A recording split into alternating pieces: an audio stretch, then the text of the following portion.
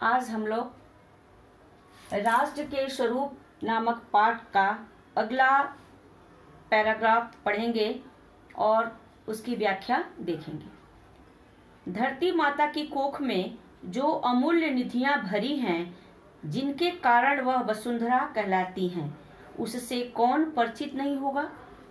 लाखों करोड़ों वर्षों से अनेक प्रकार की धातुओं को पृथ्वी के गर्भ में पोषण मिला है।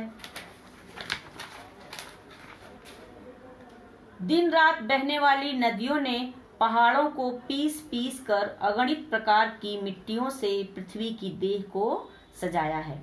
हमारी भावी आर्थिक अभ्युदय के लिए इन सब की जांच पड़ताल अत्यंत आवश्यक है। पृथ्वी की गोद में जन्म लेने वाले जड़ पत्थर कुशल शिल्पियों से संवारे जाने पर अत्यंत सौंदर्य के प्रतीक बन जाते हैं। नाना भांति के अनगढ़ नग विंध्य की नदियों के प्रवाह में सूर्य की धूप से चिलकते रहते हैं। उनको जब चतुर कारीगर पहलदार कटाव पर लाते हैं, तब उन्हें प्रत्येक घाट से नई शोभा और सुंदरता फूट पड़ती है। वह अनमोल हो जाते हैं। देश के नर नारियों के रूप मंडन और सौंदर्य प्रसाधन में इन छोटे पत्थरों का भी सदा से कितना भाग रहा है। अतएव हमें उनका ज्ञान होना भी आवश्यक है। इसमें पहले इनका शब्दार्थ देख लें। गर्भ, कोख का मतलब होता है गर्भ, अमूल्य मने बेश कीमती, और रत्न निधियों का मतलब आप लोग जानते ही हैं, रत्न। वसुंधरा मने अर्थात अमूल्य रत्नों को धारण करने वाली पृथ्वी माँ, जिसको हम वसुंधरा कहते हैं। अब बच्चों, पहला प्रश्न हमारा ये है कि धरती माँ वसुंधरा क्यों कहलाती हैं। तो इसका उत्तर ये हुआ कि धरती माता की कोख में भरी अमूल्य निधियों रत्न धातुओं के कारण वह वसुंधरा कहलाती है। दूसरा प्रश्न है कि नदियों ने पृथ्वी को किस तरह सजाया है। इसका उत्तर ये हुआ बच्चों कि नदियों ने पहाड़ों को पीस पीस कर अगणित प्रकार की मिट्टियों से पृथ्वी की देह को सजाया है। तीसरा प्रश्न है कि नर नारी के रूप मंडन और सौंदर्य प्रसाधन में किसका योगदान है।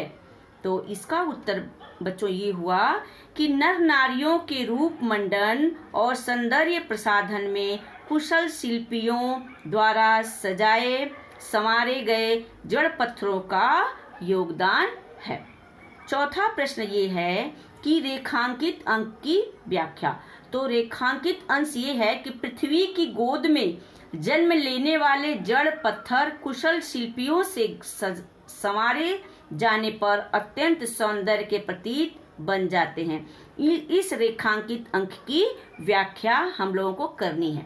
तो इसकी व्याख्या बच्चों ये हुई कि दिन रात बहने वाली नदियों ने पहाड़ों को अपने बहाव एवं दबाव से पीस पीस कर अनगिनत प्रकार की मिट्टियों से पृथ्वी के सौंदर्य को बढ़ाया है।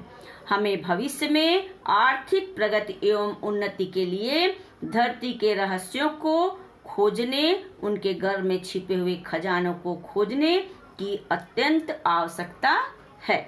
और अंतिम प्रश्न ये है कि उक्त गद्यांश का संदर्भ लिखिए, या इस तरह से प्रश्न हो सकता है कि पाठ का नाम और लेखक का नाम बताइए।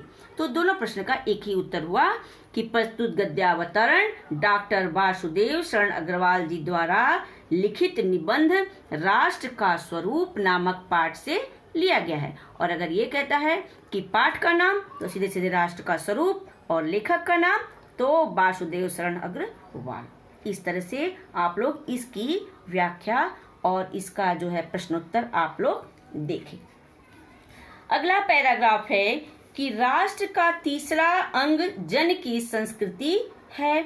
मनुष्य ने युगों युगों में जिन सभ्यता का निर्माण किया है, वही उनके जीवन की श्वास प्रश्वास है। बिना संस्कृति के जन की कल्पना क्रमबद्ध मात्र है।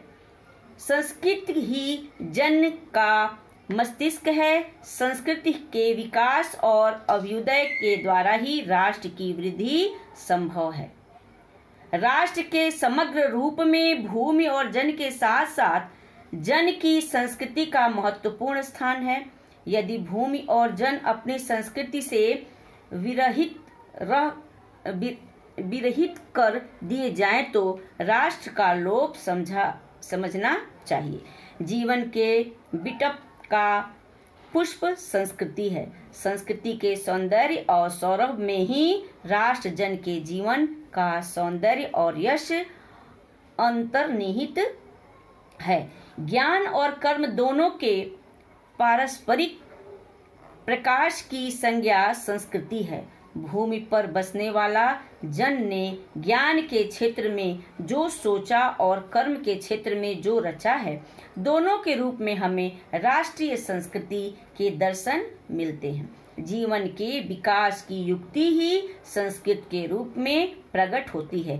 प्रत्येक जाति अपनी अपनी विशेषताओं के साथ इस युक्ति को निश्चित करती है और उससे प्रेरित संस्कृति का विकास करती है। इस दृष्टि से प्रत्येक जन की अपनी अपनी भावना के अनुसार पृथक पृथक संस्कृतियां राष्ट्र में विकसित होती हैं, परंतु उन सब का मूल आधार पारस्परिक सहिष्णुता और समन्वय पर निर्भर है। श्वास का मतलब प्रश्वास, सांस लेना, और क्रमबद्ध बिना सिर का धड़। अभ्युदय मने उन्नति, विरहित मने हटाना, लोप मने नाश हो जाना, और अंतर्निहित मने समाहित समाया हुआ, पारस्परिक मने आपस में, और सहिष्णुता मने सहनशीलता। इन शब्दों का अर्थ मैंने आपको बताया। अब इस पैराग्राफ पर आपको क्वेश्चन पूछे जाएंगे। जैसे पहला प्रश्न ये है कि राष्ट्र के विकास का तीसरा तत्व कौन सा है? राष्ट्र के विकास का तीसरा तत्व संस्कृति है। बताया था ना मैंने शुरू में ही तुम लोगों को कि भूमि, जन और संस्कृति, राष्ट्र के स्वरूप में ये तीन चीजें जो है मुख्य हैं। पहले हम लोगों ने भूमि पढ़ा, उसके बाद जन पढ़ा, अब संस्कृति पढ़ा। उस संस्कृति में का ये पैराग्राफ जो आपको बताया जा रहा है। तो हमारा तत्व कौन सा है? तो संस्कृति है। दूसरा प्रश्न है कि जीवन के बिटप का पुष्प संस्कृति है का भाव स्पष्ट कीजिए। यदि हमारा जीवन एक वृक्ष के समान है तो उसका फूल हमारी संस्कृति के समान है। जिस तरह वृक्ष की सुंदरता पुष्प से बढ़ती है, उसी तरह से राष्ट्र की रमणीयता उनकी संस्कृति पर निर्भर करती है। जिस प्रकार किसी भी वृक्ष का सारा सौंदर्य, सारा गौरव और सारा मधुरस उसके पुष्प में व्याप्त होता है, उसी प्रकार से राष्ट्र का मनन, चिंतन, सौंदर्य बोध उसकी संस्कृति में निवास करता है।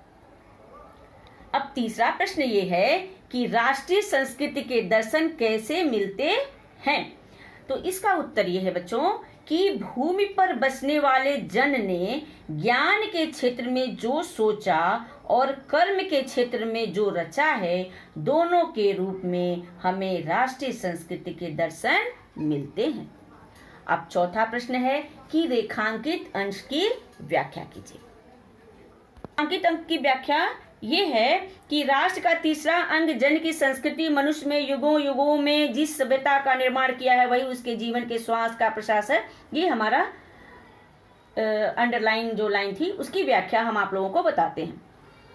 संस्कृति विहीन देश पशु के समान पिछड़ा हुआ है। संसार में उसका अस्तित्व सिर विहीन धड़ के समान है।